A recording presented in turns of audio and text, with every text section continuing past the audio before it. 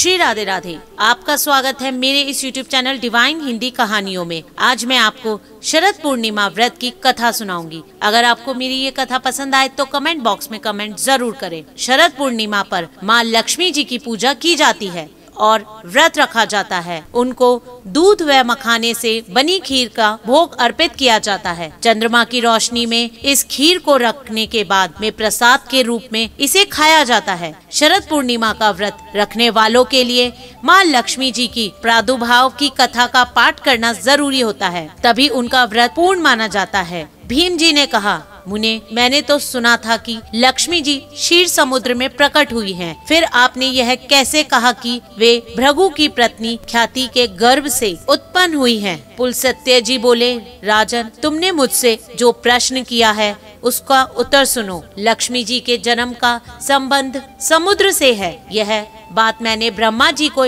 मुख से सुन रखी है। एक समय की बात है, दैत्यों और दानवों में बड़ी भारी सेना लेकर दैत्यों पर चढ़ाई की। उस युद्ध में दैत्यों के सामने देवता परास्त हो गए। तब इंद्र आदि संपूर्ण देवता अग्नि को आगे करके ब्रह्मा जी की शरण में गए। वहाँ उन्होंने अपना सारा हाल ठीक ठीक कहकर सुनाया। ब्रह्मा जी ने कहा, तुम लोग मेरे साथ भगवान की शरण में चलो। यह कहकर वे संपूर्ण देवताओं के साथ क्षीर सागर के उत्तर तट पर गए और भगवान वासुदेव को संबोधित कर कर बोले, विष्णु, शीघ्र उठिए और इन देवताओं का कल्याण कीजिए। आपकी सहायता न मिलने से दानव इन्हें बारंबार परास्त कर रहे हैं। उन्होंने ऐसा कहने पर कमल के समान नेत्र वाले भगवान अंतर्यामी पुरुषोत्तम ने देवताओं के शरीर को अपूर्ण अवस्था देखकर कहा, देवगण, मैं तुम्हारे तेज की वृद्धि करूंगा। मैं जो उपाय बतलाता हूँ उसे तुम लोग करो। दैत्यों के साथ मिलकर सब प्रकार की औषधियाँ ले आओ और उन्हें क्षीर सागर में डाल दो।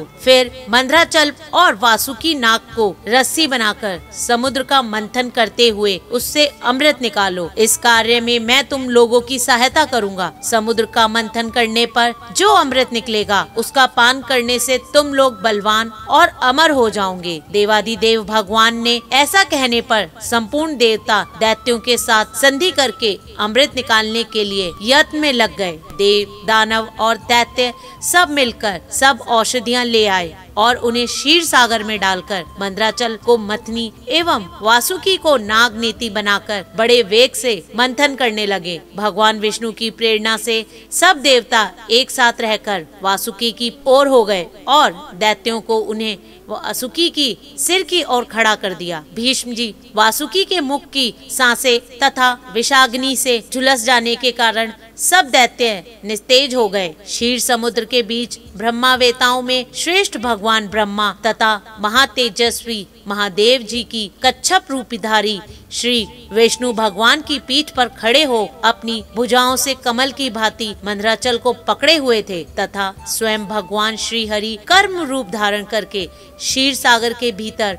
देवताओं और दैत्यों के बीच स्थित थे।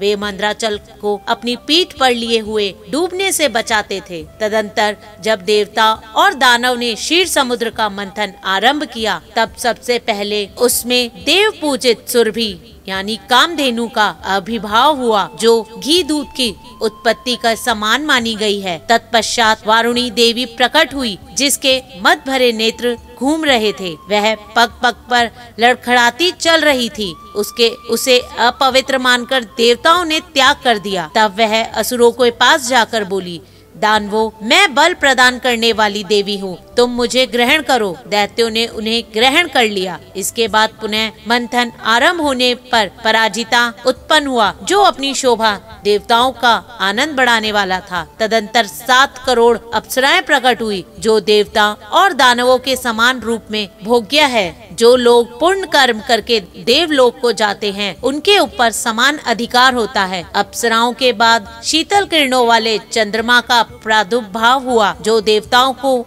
आनंद प्रदान करने वाले थे। उन्होंने भगवान शंकर ने अपने लिए मांगते हुए कहा, देवताओं, ये चंद्रमा मेरी जटाओं का आभूषण होंगे, अतः मैंने इन्हें ले लिया। ब्रह्मा जी बहुत अच्छा कहकर शंकर जी की बात का अनुमोदन किया। तत्पश्चात कालकूट नामक भयंकर विष प्रकट हुआ। उससे देवता और दानव को सबको बड़ी पीड़ा हुई। तब महादेव जी ने स्व इच्छा से उस विष को लेकर पी लिया। उसके पीने से उनके कंठ में काला दाग पड़ गया। तभी से वे महेश्वर नीलकंठ कहलाने लगे। क्षीर सागर से निकलते हुए उस विष का जो अंश पीने से बच गया था उसे नागों ने ग्रहण कर लिया। तदंतर अपने हाथ से अमृत से भरा हुआ कमंडलू लिए धन्वंतरी जी प्रकट हुए। वे श्वेत वस्त्र धारण किए हुए थे। वैद्यराज के दर्शन से सबका मन स्वरूप एवं प्रसन्न हो गया। इसके बाद उस समुद्र से छशवा घोड़ा एवं ऐरावत नाम का हाथी, ये दोनों क्रमशः प्रकट हुए। इसके पश्चात क्षीर सागर से लक्ष्मी जी देवी का प्रादुर्भाव हुआ,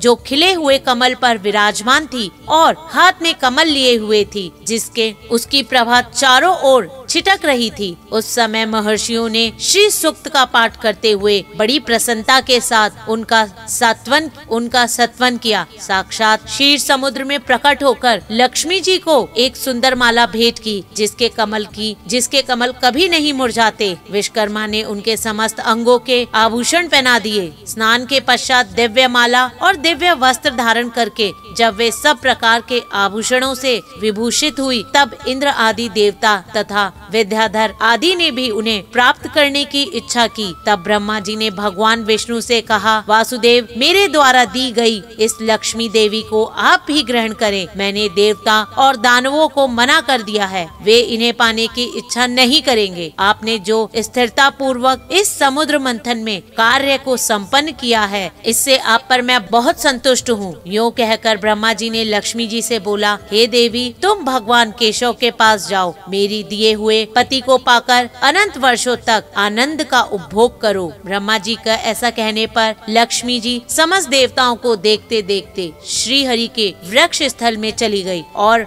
भगवान से बोली, हे देव, आप कभी मेरा परित्याग नहीं करेंगे। धन्यवाद। अगर आपको मेरा ये चैनल पसंद आए तो मेरे इस चैनल को लाइक, सब्सक्राइब तथा शेयर करना ना भूले। श्री राधे राधे।